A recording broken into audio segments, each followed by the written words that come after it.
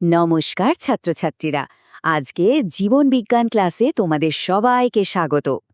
আচ্ছা, তোমরা কি জানো উদ্ভিদেরও কিন্তু একটা ম্যাজিশিয়ান বন্ধু আছে, যে গাছের লম্বা হওয়া থেকে শুরু করে ফল তৈরি প্রায় সবকিছুই যেন জাদুকাঠি ছোঁয়ায় নিয়ন্ত্রণ করে। আজ আমরা সেই জাদুকরী হরমোন অক্সিনকে নিয়েই জানব। তো চলো আর একদম দেরি না করে শুরু করে দিই আমাদের আজকের আলোচনা। এই হরমোনটার নাম হলো অক্সিন। নামটা হয়তো তোমরা শুনেছ, কিন্তু এর কাজগুলো জানলে আমি নিশ্চিত তোমরা সত্যিই অবাক হয়ে যাবে।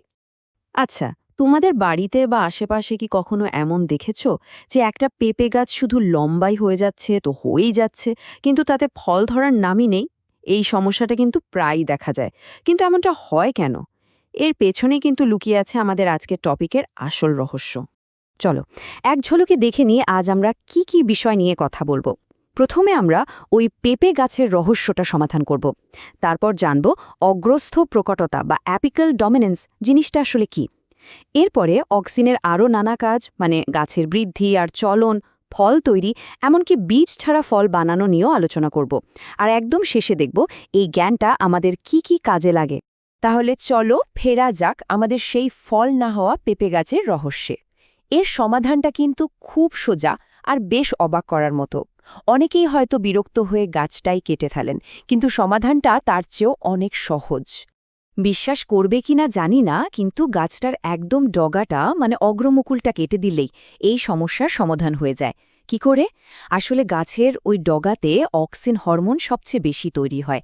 আর এই অক্সিন গাছকে শুধু উপরের দিকে মানে লম্বায় বাড়তে সাহায্য করে, আর পাশের ডালপালা বা মুকুলের বৃদ্ধিকে আটকে রাখে। যেই না আমরা ডগাটা কেটে দিলাম, অমনি অক্সিনের প্রভাব কমে গেল, আর পাশের ঘুমিয়ে থাকা মুকুলগুলো জেগে ওঠে, ডালপালা মেলতে শুরু করল।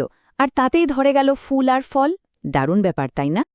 এই যে ঘটনাটা ঘটল, মানে ডগা কেটে দেওয়ায় পাশে ডালপালা গজালো, এর পেছনে যে বিজ্ঞানটা কাজ করছে তাকেই বলে অগ্রস্থ প্রকটতা বা অ্যাপিক্যাল ডমিনেন্স। এটা অক্সিন হরমোনের একটা প্রধান কাজ। চলো এইবার এই বিষয়টাকেই একটু ভালো করে বুঝে নেওয়া যাক। সোজা কথায়, অগ্রস্থ প্রকটতা হল এমন একটা ঘটনা যেখানে গাছের ডগায় থাকা অক্সিন হরমোন ঠিক করে দেয় যে গাছের মূল কাণ্ডটাই সবার আগে বাড়বে। মানে অক্সিন যেন বলছে, আগে আমি সোজা লম্বায় বাড়ব, পাশের ডালপালা গজানোর কথা এখন ভাবা যাবে না। এই কারণে ডগাটা যতক্ষণ থাকে পাশের মুকুলগুলো বাড়তে পারে না। তাহলে যেই আমরা পেঁপে গাছের ডগাটা কেটে দিলাম, সঙ্গে সঙ্গে অগ্রমুকুলে অক্সিন তৈরি হওয়া বন্ধ হয়ে গেল। আর তার ফলে সাইডের মুকুলগুলোর ওপর থেকে অক্সিজেন সেই কন্ট্রোলটা সরে গেল, আর তারা যেন মুক্তির স্বাদ পেয়ে জেগে উঠল আর শাখা প্রশাখায় ছড়িয়ে পড়ল। এবার নিশ্চয়ই পুরো ব্যাপারটা জলের মতো পরিষ্কার হয়ে গেছে। শুধু অগ্রস্থ প্রকটতায় নয়, অক্সিনের কিন্তু আরও অনেক অনেক গুরুত্বপূর্ণ কাজ আছে। অক্সিন শুধু গাছকে লম্বাই করে না, গাছের সার্বিক বৃদ্ধি আর তার নড়াচড়া মানে চলনও নিয়ন্ত্রণ করে। দেখো, অক্সিন একদিকে যেমন কোষ বিভাজনে সাহায্য করে, মানে কোষের সংখ্যা বাড়ায়, তেমনি আবার কোষগুলোকে আকারে বড় হতেও সাহায্য করে। এর ফলেই গাছ দৈর্ঘ্যে বাড়ে। শুধু তাই নয়, অক্সিন ক্যাম্বিয়াম নামে এক বিশেষ কোষ স্তরকে সক্রিয় করে তোলে। এই ক্যাম্বিয়ামের কোষগুলো বিভাজিত হয়ে গাছকে পাশে বাড়তে মানে মোটা হতে সাহায্য করে। এই ঘটনাটাকে আমরা বলি গৌণ বৃদ্ধি। এবার একটা খুব মজার জিনিস বলি, অক্সিন গাছের ট্রপিক চলনও নিয়ন্ত্রণ করে। তোমরা তো জানোই, জানলার পাশে রাখা গাছ আলোর দিকে বেঁকে যায় কেন জানো? কারণ অক্সিন আলো পছন্দ করে না, তাই যেদিকে আলো পড়ে তার উল্টো দিকের ছায়ায় গিয়ে জমা হয়। কাণ্ডের ক্ষেত্রে যেখানে অক্সিন বেশি, সেখানকার কোষগুলো তাড়াতাড়ি বাড়ে, তাই কাণ্ডটা আলোর দিকে বেঁকে যায়। কিন্তু মূলের ক্ষেত্রে ব্যাপারটা একেবারে উল্টো।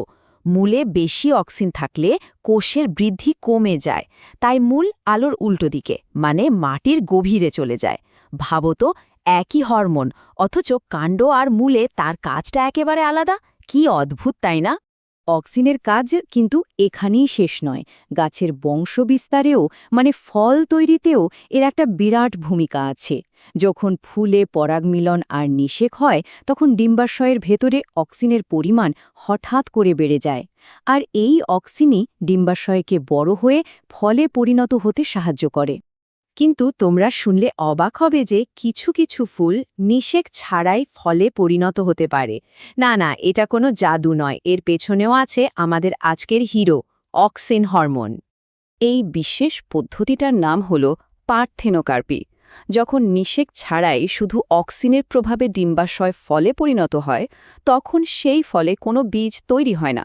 প্রকৃতিতেও এমন অনেক ফল আছে, যেমন ধরো কলা, আনারস বা কিছু কমলা লেবু। এগুলোতে তো আমরা বীজ পাই না, তাই না? এর কারণই হলো এই পার্থেনোকার্পি। অক্সিনের এই অসাধারণ ক্ষমতাগুলোকে মানুষ কিন্তু নিজেদের প্রয়োজনে দারুণভাবে কাজে লাগিয়েছে। বিশেষ করে কৃষি আর বিজ্ঞানে অক্সিনের ব্যবহার অনেক। চলো এবার সেই বিষয়ে কয়েকটা কথা জেনে নিই। বিজ্ঞানীরা ল্যাবরেটরিতে কৃত্রিম অক্সিনও তৈরি করেছেন, যেমন আইবিএ আর এনএএ। এগুলোকে ফুলের ওপর স্প্রে করে নিষেক ছাড়াই বীজহীন ফল যেমন আঙ্গুর বা অ্যাপেল তৈরি করা যায়। আর তোমরা তো জানোই, বীজহীন ফলের বাজার দর কিন্তু অনেক বেশি। এছাড়াও অক্সিনের আরও অনেক ব্যবহার আছে, যেমন ধরো গাছের অপরিণত ফুল, ফল বা পাতা অনেক সময় ঝরে পড়ে যায়। এই অকাল পতন রোধ করতেও অক্সিন ব্যবহার করা হয়। আবার টিস্যু কালচারের মতো আধুনিক প্রযুক্তিতেও অক্সিনের ভূমিকা বিশাল। মানে ধরো গাছের একটা ছোট্ট কোষের দলা বা ক্যালাস থেকে নতুন শিকড় তৈরি করতেও কিন্তু অক্সিনই লাগে। তাহলে চলো একদম শেষে একবার ঝালিয়ে নেওয়া যাক যে আজ আমরা অক্সিন সম্পর্কে কি কি শিখলাম। আমরা দেখলাম অক্সিন অগ্রস্থ প্রকটতার মাধ্যমে গাছকে লম্বা হতে সাহায্য করে, আবার কোষ বিভাজন ঘটিয়ে গাছের সার্বিক বৃদ্ধিতেও সাহায্য করে।